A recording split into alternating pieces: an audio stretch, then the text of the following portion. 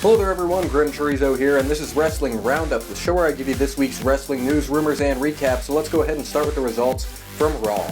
Seth Rollins crashed Kevin Owens' Universal Championship celebration, and Mick Foley set up a match at Clash of Champions. It will be Seth Rollins versus Kevin Owens for the Universal title.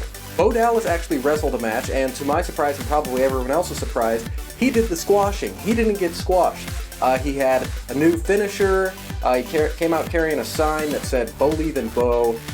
He was still wearing his Social Outcast gear, which is kind of odd, but it looks like they might be doing something with Bo Dallas, and I'm all for that.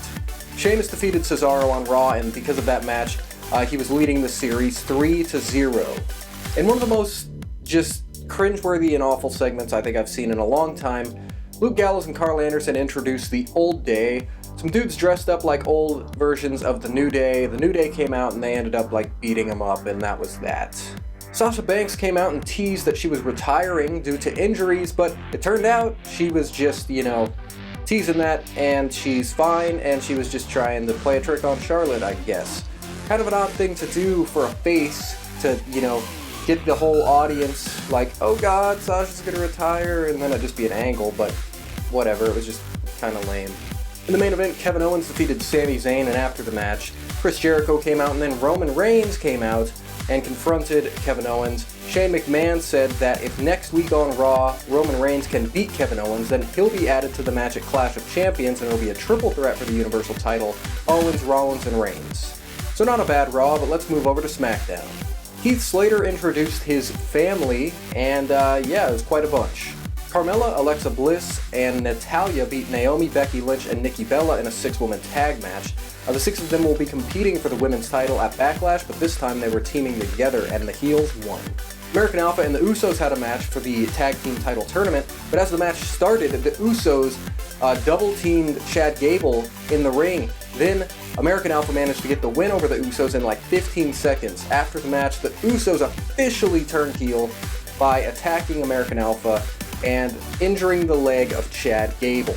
Also, Heath Slater and Rhino defeated the Hype Bros to advance to the finals of the tag team title tournament. Dean Ambrose and AJ Styles, before their World Championship match at Backlash, confronted each other, and the confrontation ended with AJ Styles kicking Dean Ambrose in the balls. So this week, I gotta give the win to SmackDown. Now, Raw wasn't bad, it's just the whole thing of it being so long, so much content. You've got a few good things, but it's so long and there's so much room for error that, it doesn't live up to SmackDown getting a more condensed show and everything just being good.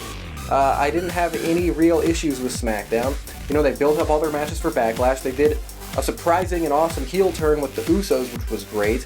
The Slater and Rhino stuff is progressing good. They've got you interested in all the matches, I think. And Raw had some good stuff too, showing a little bit of promise with Bo actually giving Braun Strowman an actual opponent, seemingly giving Nia an actual feud. But at the same time, we had 3 squash matches on Raw. We had a shitty tag team title segment, it just wasn't as good. So once again, SmackDown wins. So as mentioned earlier, Chad Gable is injured, and American Alpha won't be able to compete at Backlash. So the finals for the tournament will be determined by having the Usos and Hype Bros face each other, and the winner of that match will take on Heath Slater and Rhino to determine the new and first ever SmackDown Tag Team Champions. Cesaro defeated Sheamus at a live event in London, so now the series is 3-1, with Sheamus still leading, but Cesaro has got a victory. Alberto Del Rio and WWE have come to a mutual agreement, and Del Rio has been released by the company. And there's been a lot of shit going on with Paige, and it's expected that she will probably follow Del Rio and leave the company as well. Rumor going around is that Cody Rhodes will be working TNA and Ring of Honor both, but not under a contract. There's also been a little bit of questions as to will he be able to use his name and stuff, because WWE does own the Cody Rhodes name. So, not sure about that, but he's expected to work both those shows and not be under a specific contract.